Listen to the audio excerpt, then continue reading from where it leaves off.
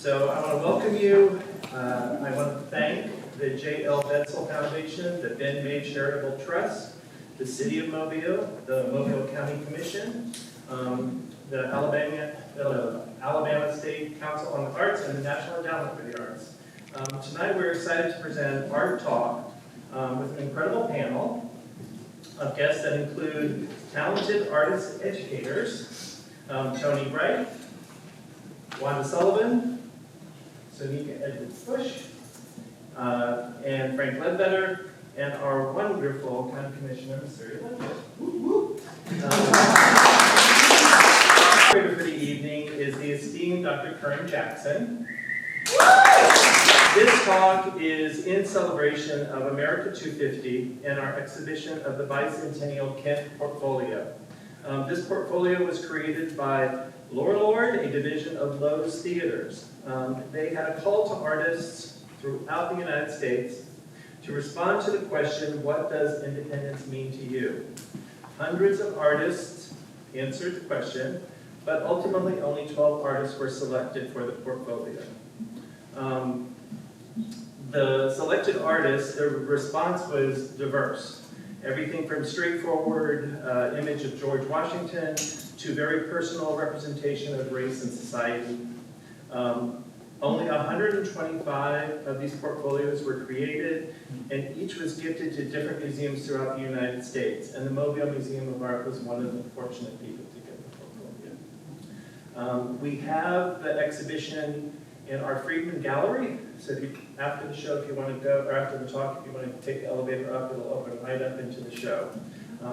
Sadly, we did not have the space for all 12, but we had 8 good representations of the portfolio. What else can I tell you? So the questions of independence, freedom, democracy couldn't be more timely for today. This was obviously asked for our bicentennial, but as we're reapproaching, we have approached 250. So I have a direct conversation to Dr. Kern Jackson, and take it from there. We're going to start our conversation panel by talking about the golden apple, which is the second sentence in the Declaration of Independence, because it gives us an opportunity to sort of frame humanities and art and life. So we're going to read that sentence. You got it? Okay. It's that sentence that starts, we hold these truths, right? You see? It says, we hold these truths to be self-evident, that all men are created equal, that they are endowed by their Creator with certain unalienable rights, that among these are life, liberty, and the pursuit of happiness, that to secure these, I mean, it's very long, isn't it? That to secure these rights, governments are instituted among men, deriving their just powers from their consent of their governed, that whenever any form of government becomes destructive of these ends, it is the right of the people to alter or to abolish it and to institute new government, laying its foundation on such principles and organizing its powers in such form as to them shall seem most likely to effect their safety and happiness. And I want that to sort of frame how we sort of engage the gallery and how you approach what independence means to you. And in that long sentence, it ends with power of the people, the civic mind. So, Commissioner, we want to turn to you first. You want to move. You get it back. For you to kick us off on independence as you understand and define it. Okay, first of all, I've agonized over this ever since I read the question. And I guess part of the reason I'm having so much trouble with it is because I like to think in terms of interdependence. as opposed to independence. And every time I think about independence, I think of right behind it is, well, do you really want to be independent in that setting, or do you really want to be interdependent? And so I still don't have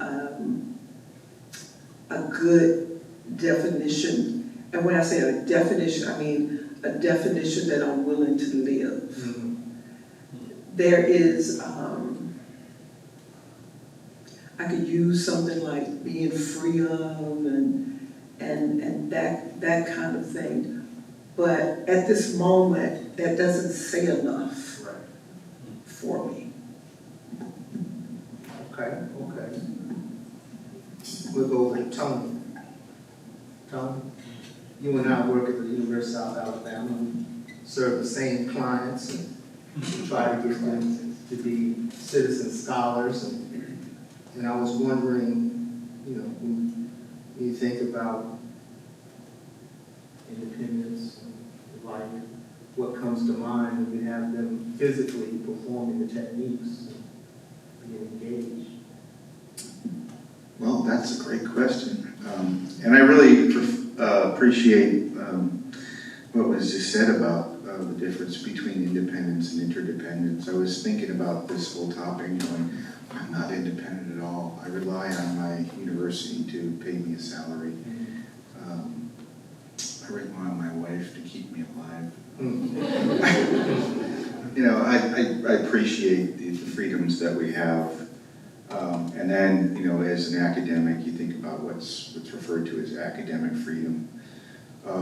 What I teach is not very controversial at all. I teach people how to play with mud and play with fire. But I also know that's my job there. And so, I have very strong opinions that more than likely are not consistent with most people in the state of Alabama. But I really understand that my job is to teach my students how to make things, how to play, and to be thoughtful about how they're making it, why they're making it. Sometimes that comes down to greater issues like what's motivating it. But in recent years, with we used to have committees on diversity, equity, and inclusion, and now we have to be mindful that we can't even say those words out loud based on what our state legislation is mandated. So I feel like I'm walking a tightrope between doing my job to be the best art teacher within my medium as I can, to be the most honest person in terms of how I feel about our community and culture, and don't give the students the idea that if you don't agree with me politically, I'm going to give you a bad grade. And it really comes down to, can you make a decent piece of artwork out of clay? So those are some of the things I think about. And Wanda, I know that you did the Garden of Hope, and I was wondering if you could sort of speak to the question through the work there. Well, I'm a teacher too, like Tony and Soynika, and I don't know if you teach too, Frank, so good for you. So, I'm teaching the same age group as Tony, and, I'm trying to teach them to draw and paint and do design, but I also tell them, I want them to be good critical thinkers. So, that's a tricky age, and they're like 18 to 20. I don't know if you've met people in that age group, but they are very confident and know way more than I do, they tell me. Just like my children at home. But the most important thing I can teach them after I give them the tools to make the art is say, okay, now what are you going to say with the art? What are you going to communicate? What's important to you? So, even though, I just paint flowers, there's a message behind them. I have concerns for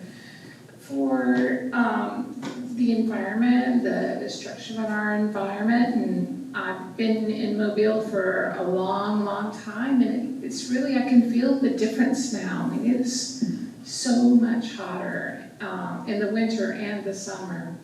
But, you know, that I want my students to care about these issues that are happening right now in our world. And, you know, it's hard for them, you know, mostly they care about Snapchat on some days.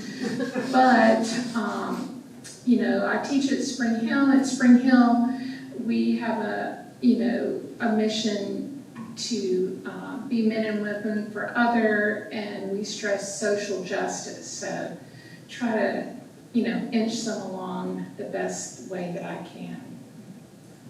Okay.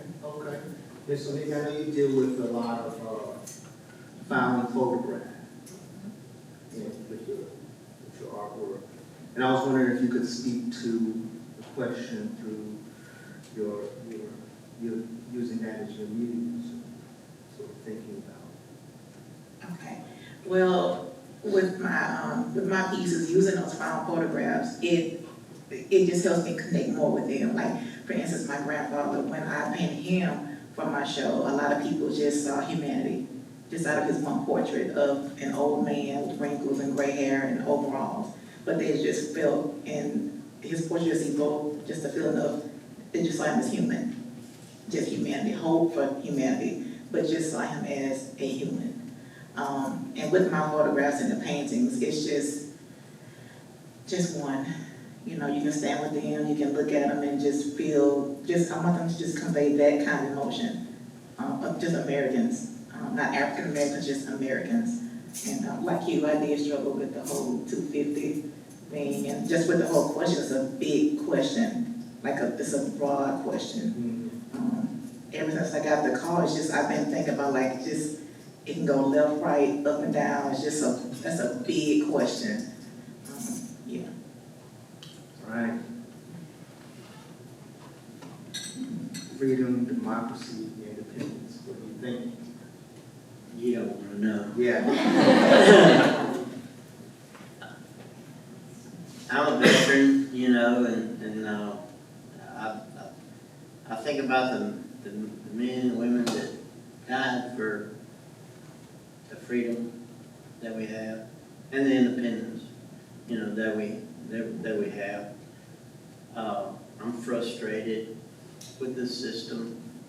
As far as art, you know, I'm a self-taught artist. I started doing art when I was 52, and I'm 73, so that's how long I've been doing art. And, you know, art is,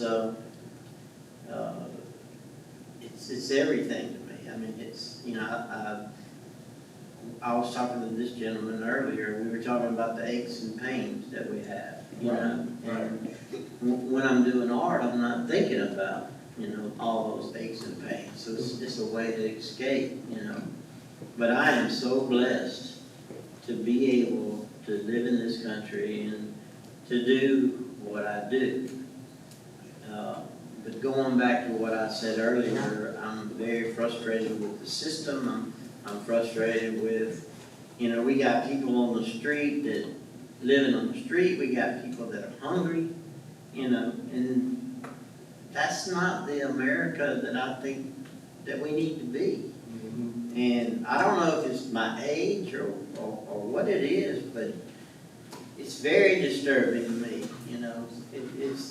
I mean, I am so, like I said, I'm so blessed. I get to do something that, you know, a lot of artists would like to do. They would love to be able to get up and go out and create and make a living doing it. Right. I mean, creating is one thing. Making a living doing it is a whole nother realm, you know. And that's every artist's dream, you know, to get out there. And it's attainable, you know. I mean, if you just get out there and you work it and you work it, you know, I tell people all the time, like, they come into my studio, you know, we talk about, you know, the possibilities. They're like, man, I would love to do this. I would love to do that. I'm like, go for it, you know. This is America. Go for it. You know, that's the one thing about this country. You can go for it and you can do it. Get back to Commissioner. These artists, these creators, they engage in a type of aesthetic, they engage in a type of process. I would argue you do the same with your position as a politician. Elected official. An elected official.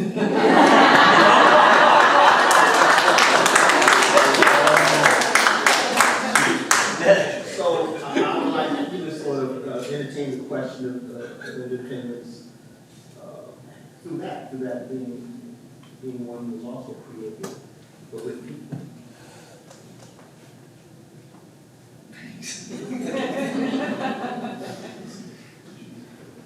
So, yesterday afternoon, I felt like I got a real gift. I was going home and I was listening to Reveal on NPR. And whoever was doing the interview was interviewing Brian Stevenson. And they were talking about 250 and American 250, and he was giving his perspective. And he said that he embraces it from the standpoint of being a representative of all the people whose contributions over these 250 years have been ignored and things they suffered, and he went through kind of a litany, but basically it's like, I'm still here, I get to represent, I get to make a difference, I get to show up. And when I was thinking about that, I was thinking about really, the only reason I ever really wanted to be an elected official was because it was going to give me a platform to talk about stuff that I wanted to talk about. And I was going to be saying the same things I'd always said, but it was going to be, somebody might listen when my status changed. And then the second reason is because I thought if I could just figure out how to do it, that some of those things that I didn't like what you were talking about, some of those things that I don't like, that I might be able to make a difference. That my bringing what I knew, where I came from, what I care about, who I care about, who I want to advocate for, that this would give me a way to do that. And so,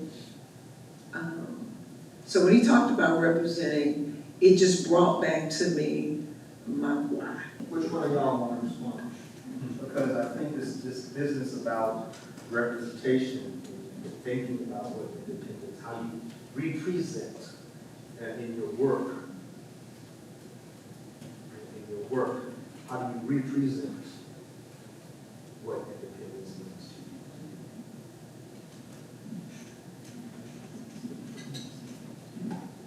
you?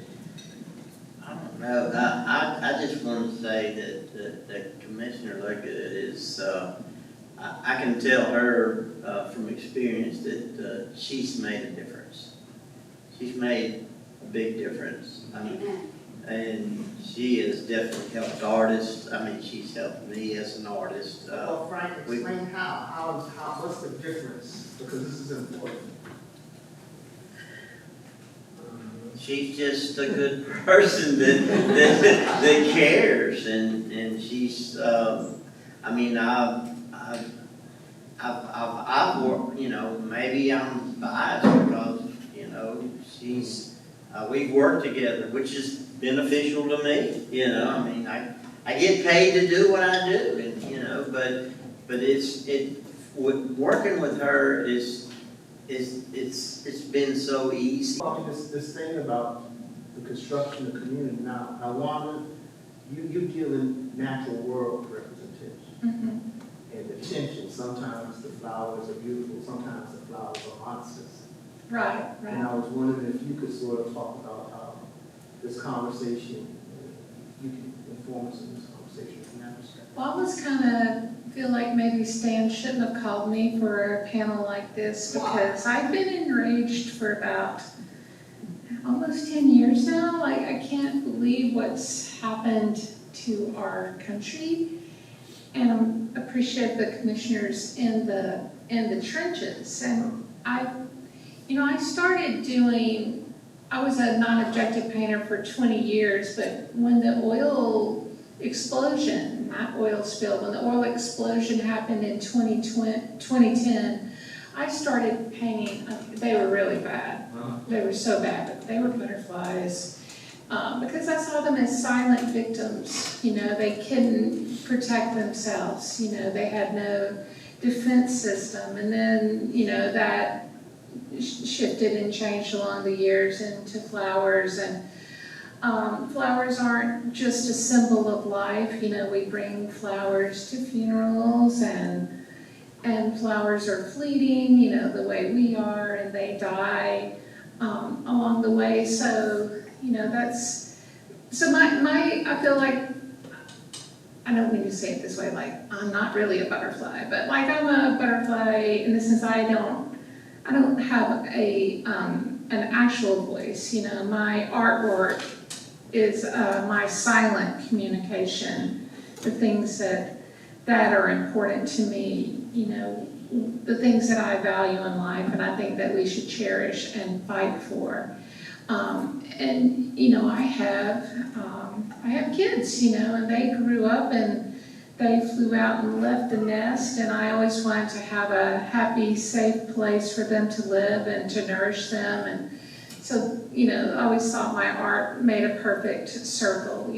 My art, I made a happy home for my children and a life for us, and was able to feed them with that. But I mourn for the people that aren't lucky. I'm white, my kids are white. I've never had to have a talk with my son about what happens if you get pulled over in the street and by a police officer, or God forbid, an ICE person. So I think about those things all the time, like, why do they have to worry, but I don't have to worry? And I feel like I'm screaming silently into the void. Mm-hmm. So, you're in there doing something about it, and I'm just doom scrolling. Just yesterday I saw the show for the first time.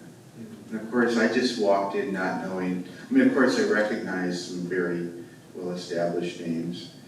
And, but just like, I've been called upon many times to judge an art show. And I just try to go in and respond to what I see. And one of the pieces that's jumped out at me the most was the one by Red Grooms. And we were talking about that before. I actually went online. He's still alive, 89 years old, and still kicking. But I had just seen a piece of his at a museum we visited in Syracuse, New York. And I was just, my role as an artist, I'm a potter. I make things that are not very controversial, but I try to make things that have a bit of a life and are life-sustaining. And one of the things I really appreciate about what an artist can do for me is make me smile, but also make me think a bit. And so it was that Red Grooms piece in the show that was like, okay, there's a lot of fun and happy things that were similar to what I saw in New York, but also there is some social commentary. And then also the Fritz Shoulder piece.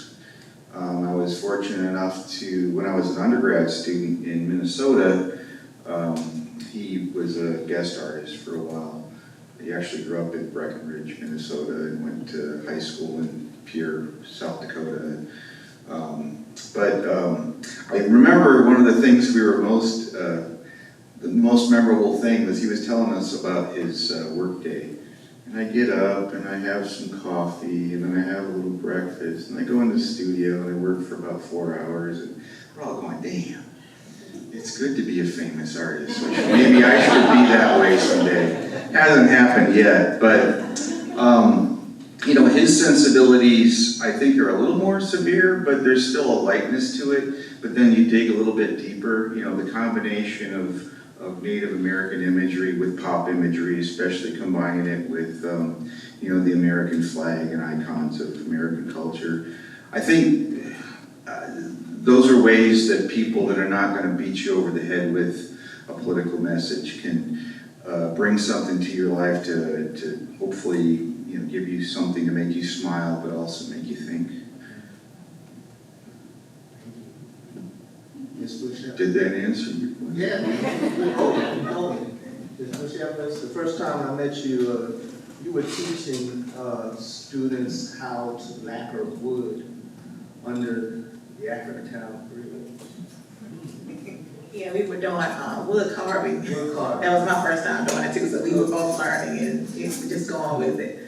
But that, I would like for you to speak to the question of what independence means to you, particularly coming out with your work with after the pandemic, and how you sort of process being overwhelmed in your artwork, and how you work with the medium to soothe. Well, during the pandemic, I think that's when I just evolved. That was a time where the world was locked down and we were locked in, so that gave me time to really figure things out at my dining room table.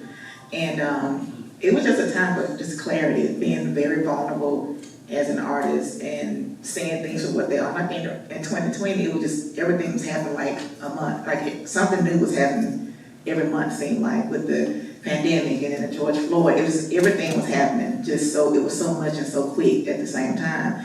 But when the George Floyd incident happened, I was actually the insurrection happened. I was in Texas at my sister's house, and as an artist, I just, just secluded myself because I didn't have words.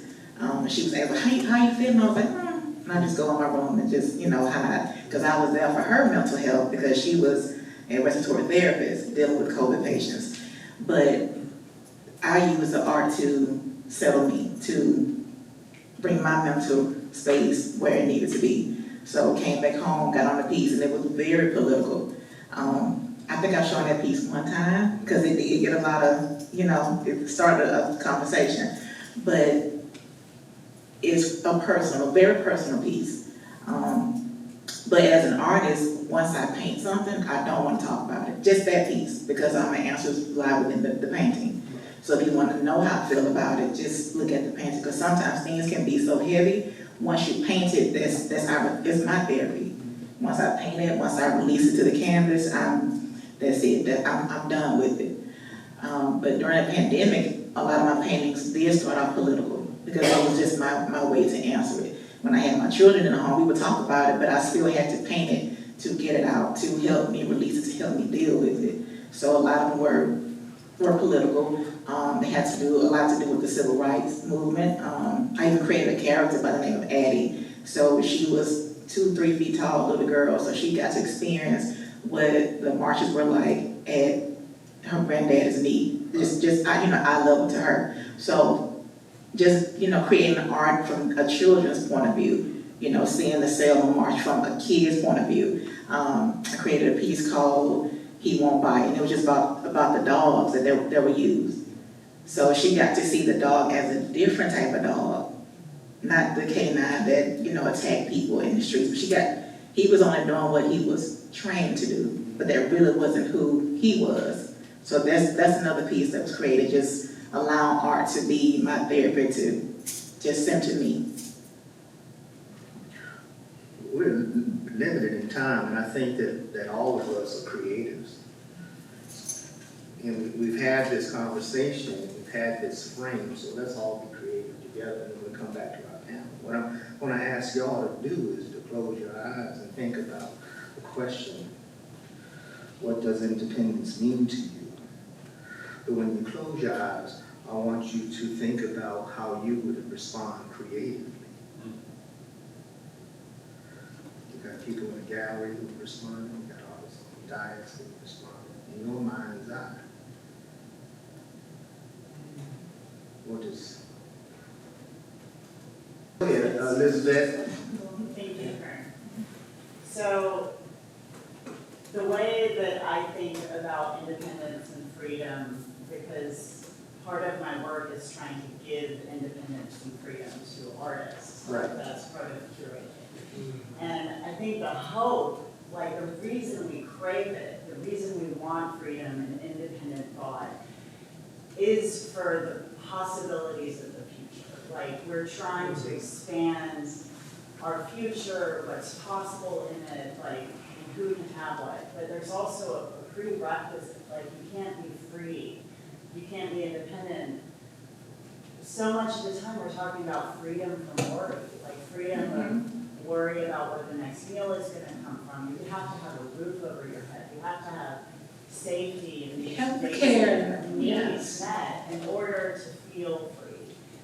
So Education. how, in our current moment, can we make freedom for each other? How can we empower and give independence in community? Because it's not something you can give to yourself all alone.